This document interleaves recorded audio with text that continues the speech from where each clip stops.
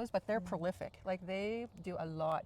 So when they're bright green like that, they're very sass. Really, it's a ground cover. I can step on it. It's my dog loves to roll around in it because it's nice and cool. Tell me about the overflow. Once both of them are full, Once what both happens? of them are full, it'll just overflow. We found around the property, so you can see like there's some that have fossils.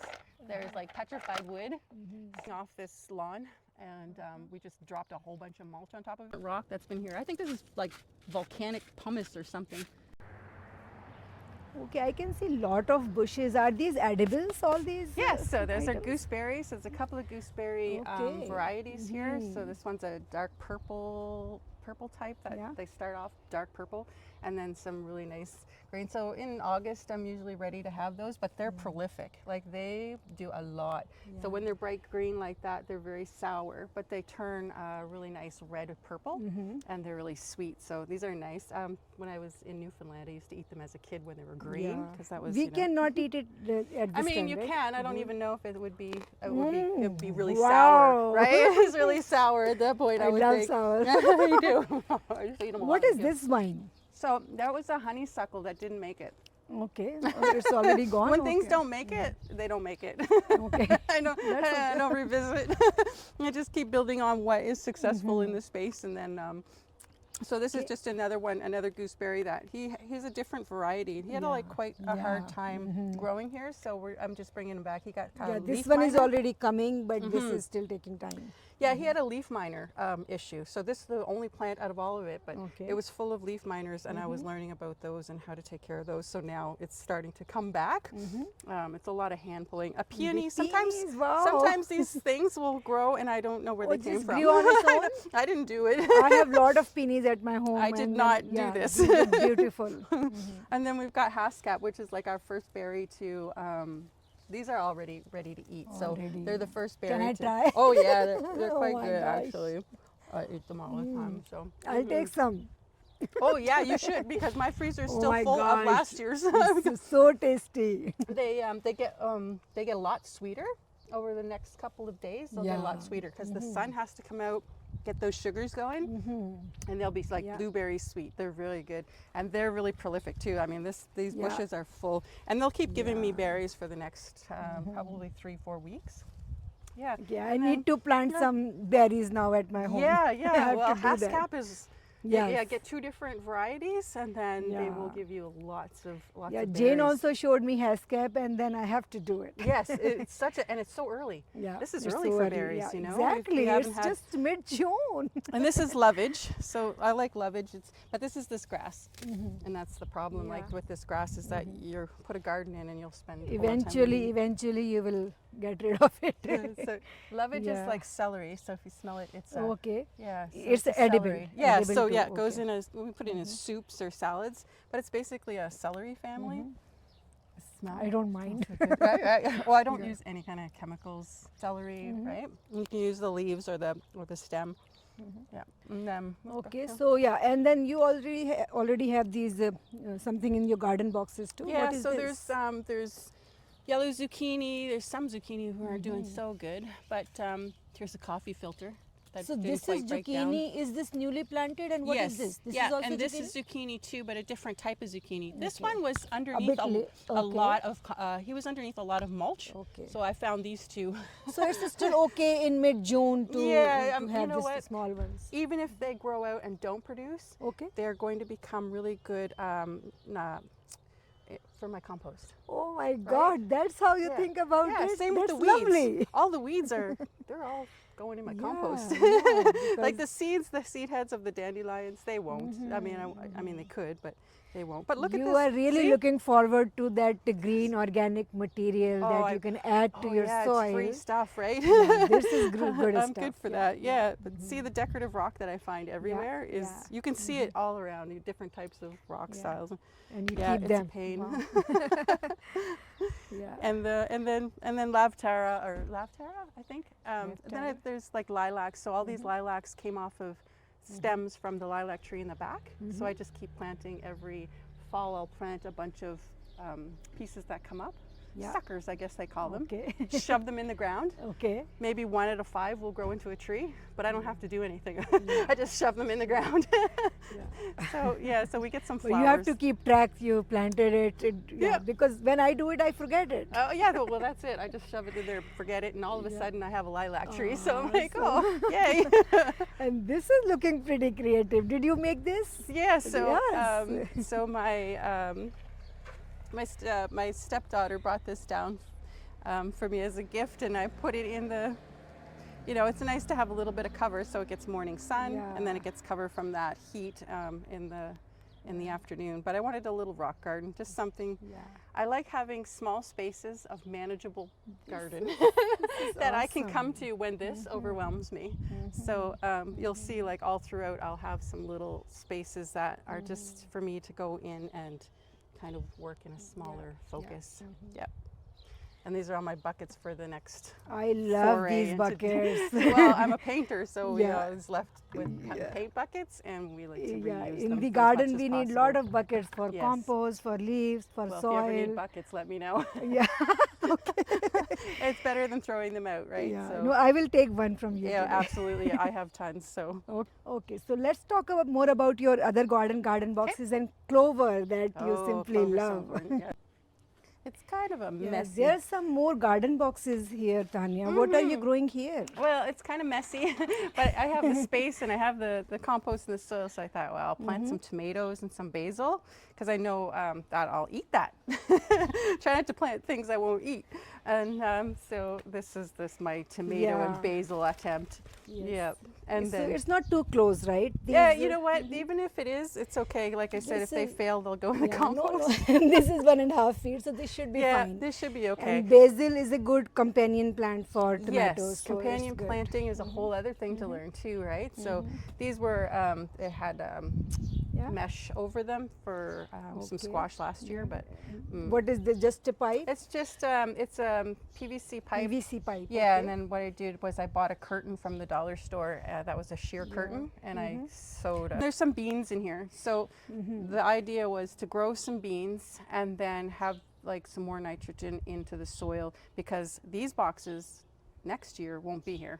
So I'll be lifting those up, because these came from the front where I had planted the trees and the shrubs and things like that to make this permaculture sort of space. Food forest. So these were there. These got moved. Space you have. I'm already dreaming about so complicated. So these got moved back here. The soil will be nice and treated really well. I'll lift these boxes, take them probably to the side, which is wild right now with crazy grass. And I'll do the same thing on that side as I build soil in the boxes. Whatever's in here will get spread across, and it will help with this clover, and will help the eventual use of this would be the same thing. So sort of a mini orchard with some plum and apricot, because it's kind of a microclimate on itself. It's in the Wow. So the birdhouses, I think there's like 12 birdhouses. Wow. It helps with any bugs from the compost. I was kind of worried about flies and things, because I really didn't understand a lot about composting, so I thought, well, birds will eat all the bad bugs, right? And they do. There's not a lot of bad bugs. So how does this work, this birdhouse? So they're full. There's a lot of babies in them, right? Like if in the evening time you can hear them peeping. In the daytime they're pretty quiet, but this backyard is full of sparrows. Wow. Which are loud in the morning. Okay, so Tanya, I can see lot of clover all over this clover carpet all over your space. Yes. Did you plant it yourself, like it was planned, or? Yep. So what I learned through the course was ground cover. So as we are removing our front lawn, so we're doing that too.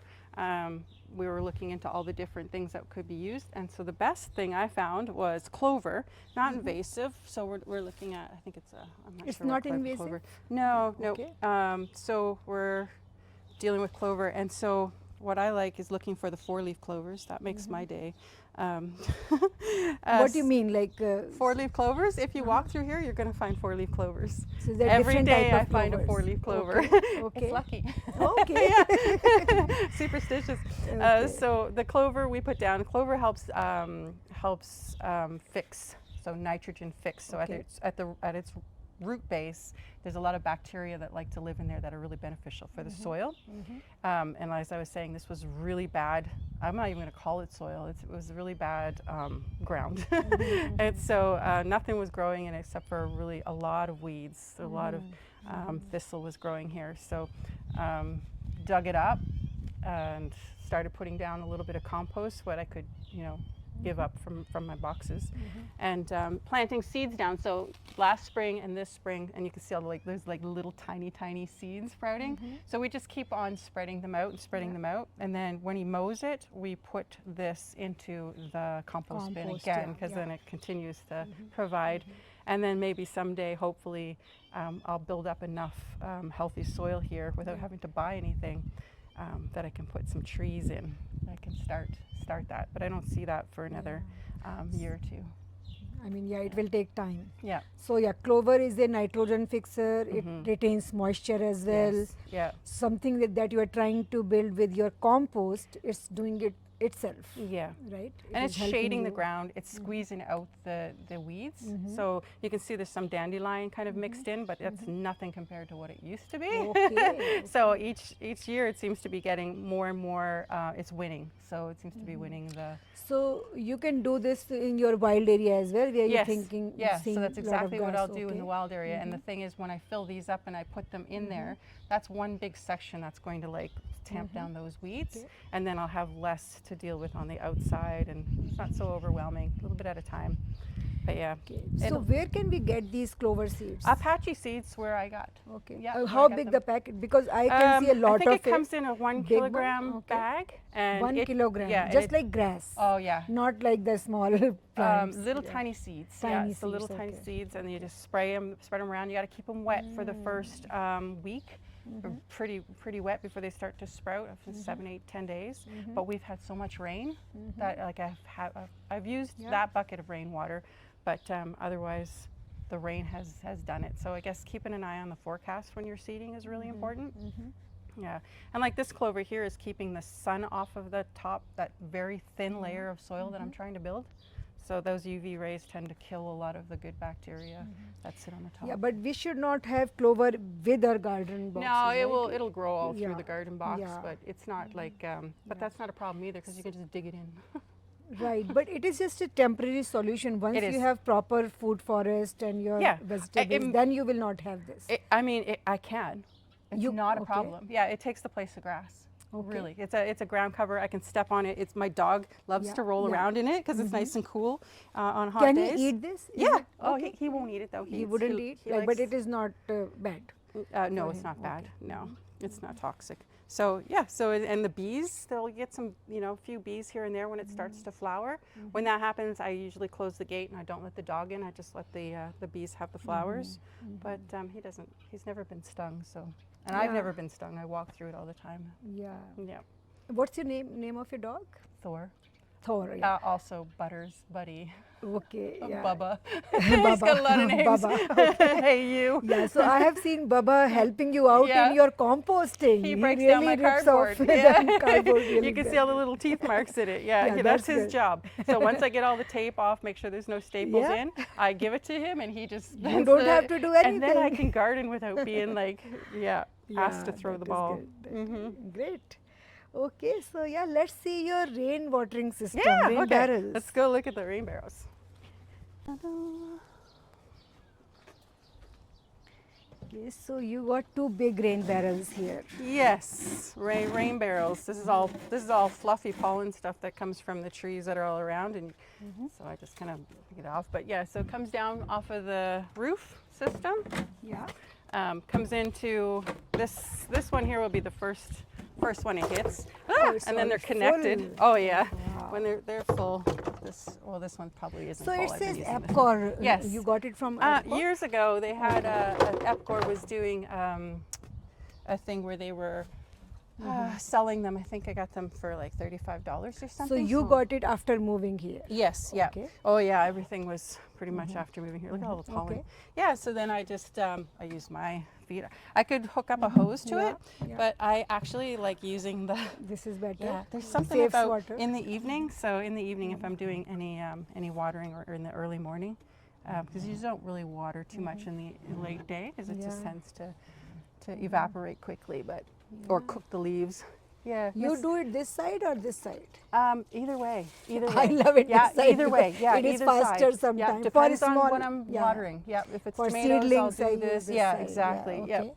So yeah, and I tell you, sometimes it's just like it's just nice to see that it's there, and yeah. There's something about having water. Yeah. Like it's rainwater, like saved water, right? Yeah, it's a nice feeling.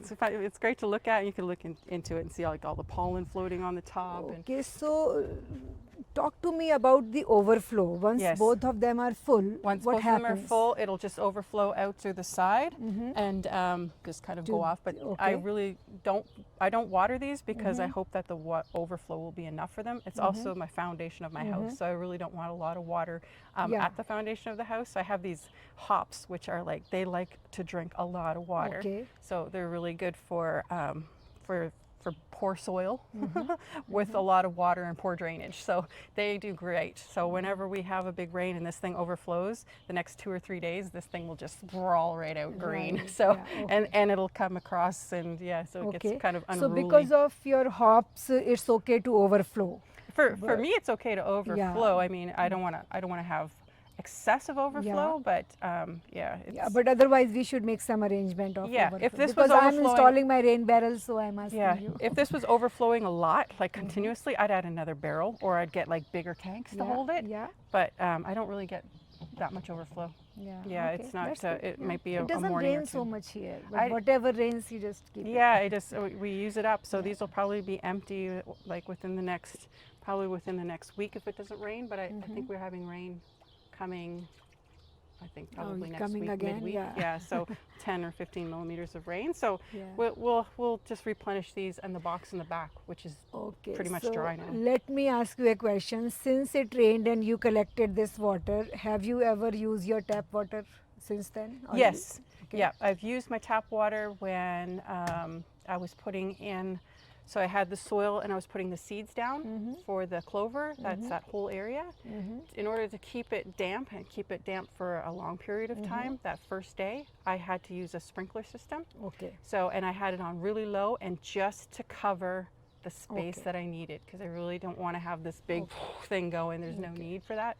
And only on for probably about 20 minutes to half an hour late in the evening, so it stays damp overnight, and I have a lot more moisture being retained. So because you cannot hook your sprinkler system from the rain barrel, I do, which is okay, mix and match, you will still consume up all this water at other places. And if I wanted to use this, I could hook it up to the nozzles and do that, or if I just want to fill up a bucket or something, I can do that as well. And I just like dipping it in and I know, I love that too. So I have seen you have another rain barrel too. Yes. Just one more or two? Yeah, just one more in the back. It doesn't get as much water, but I use that one mostly all the time. These ones I use fairly regularly for here, but we've been having so much rain that I haven't had to use too much on this side. On that side, yes. So Tanya, you mentioned that you moved to this house 5 years back, but when was this house really built? Do you know that? 1976. Okay, and then since then there's a lot of things were done, and you started doing things since last 5 years. I'm doing. Can you show me around what all is there? So here's one of the problems, and you'll see it poking up everywhere, is landscape fabric. So there's a lot of landscape fabric everywhere, and it can be in layers. So I'm taking it off in sections because economically speaking, doing it in small areas is much more advantageous to me. So you'll see this landscape fabric peeking out everywhere, and it tells me which section I need to work on next, basically. So all of the landscape fabric has been removed from this strip from the fence forward. So there's another strip here, which is I have to work on when the tree goes in. And then, like I said, we have our gooseberry trees. We have a little, I don't know, volunteer peony. I don't know where she came from. Some really beautiful hascaps that are almost ready to pick. And they're pretty heavy with berries this year, so that's really nice. I think the rain has really given it, some start out green like that. So this is the first this one berry. was gooseberry, right? Yes, this is gooseberry. There's two different varieties of gooseberry here. So This is the one that had the leaf miner issue, and I'm still dealing with that, so you can kind of see the damage that happens from it. When a tree is stressed from a pest like that, it doesn't tend to do very well. But these guys are doing great. I don't know why, but that's another thing I have to read, figure out. Yeah, so then these guys are doing really good, and they've been here for 3 years I planted these guys. And then, like I said, the lilacs come from the mother sort of tree that's in the back.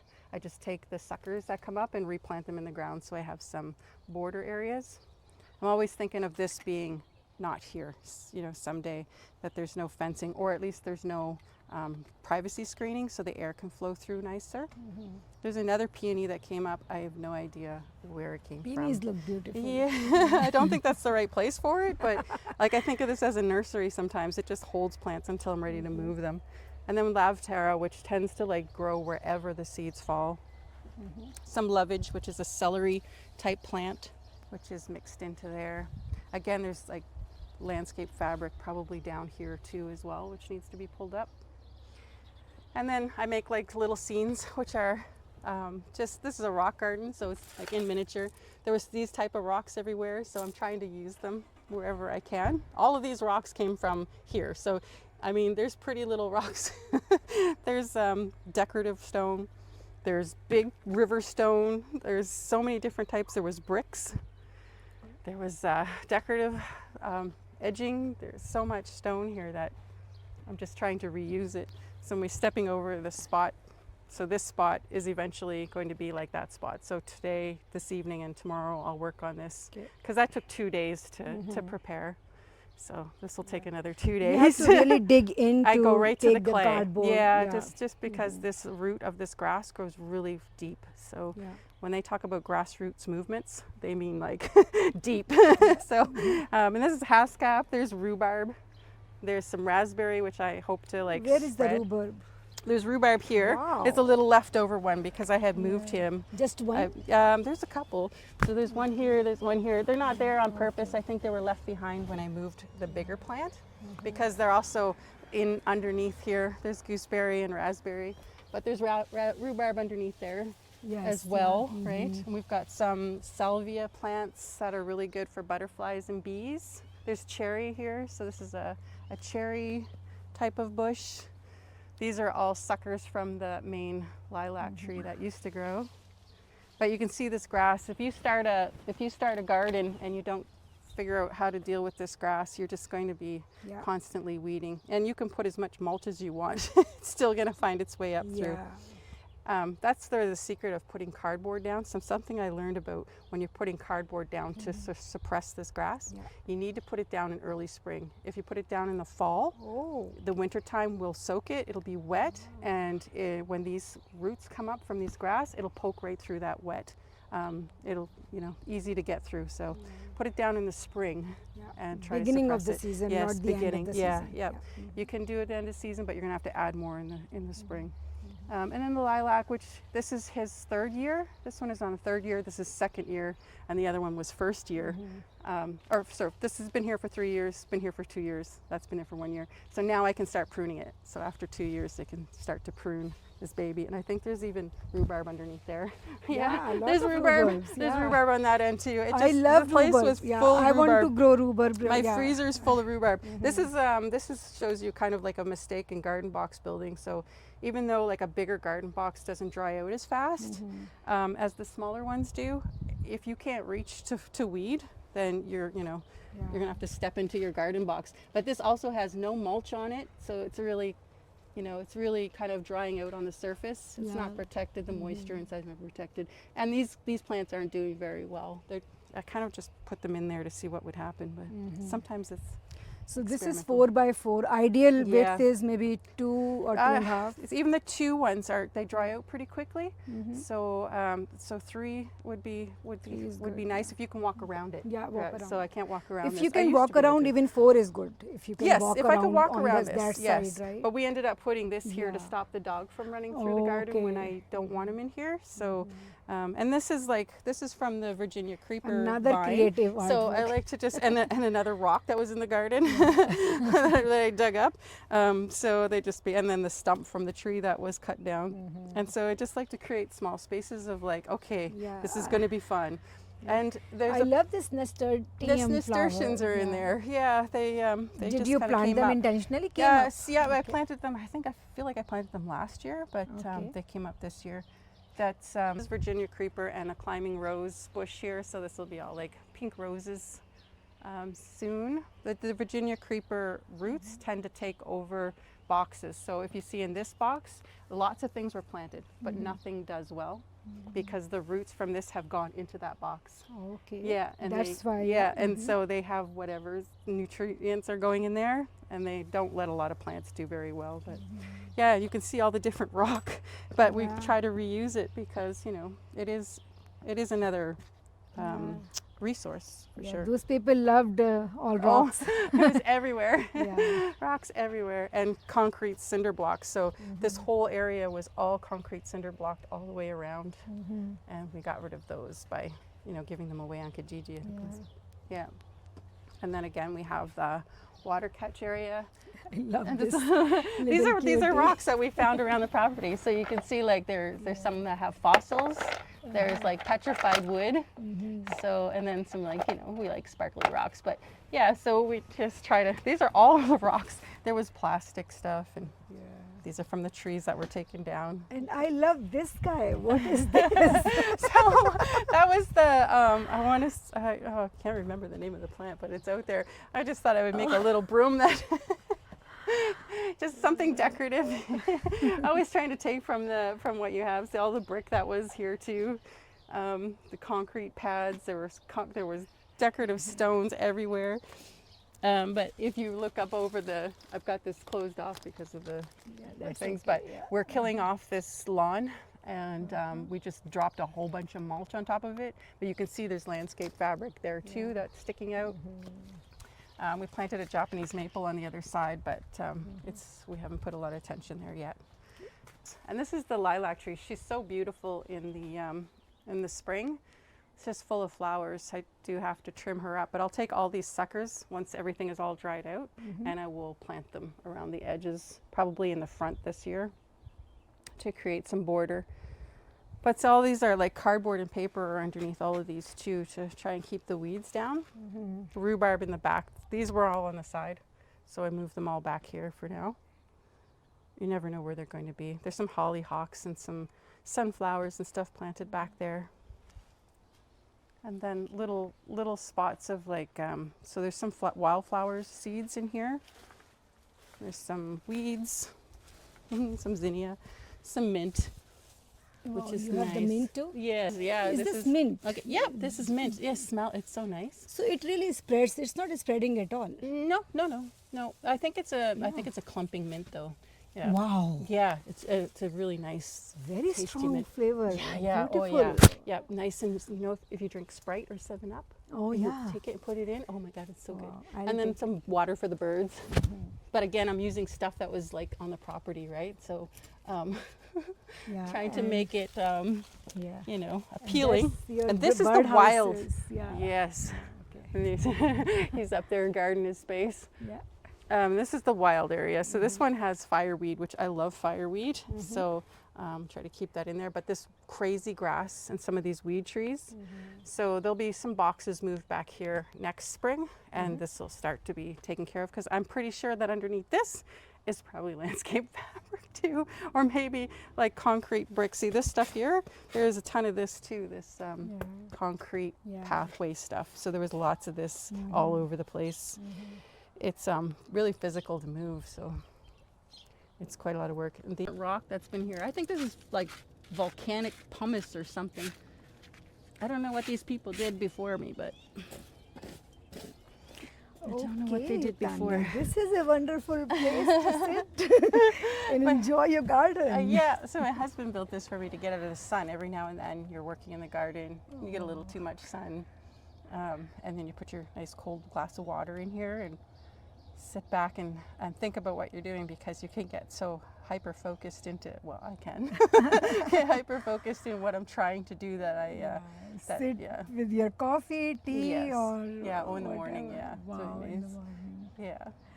So Tanya, I have seen you have put so much work into all your garden, different places, rocks, landscape, fabric, and what not. Like you have planted clover and made such a big compost system.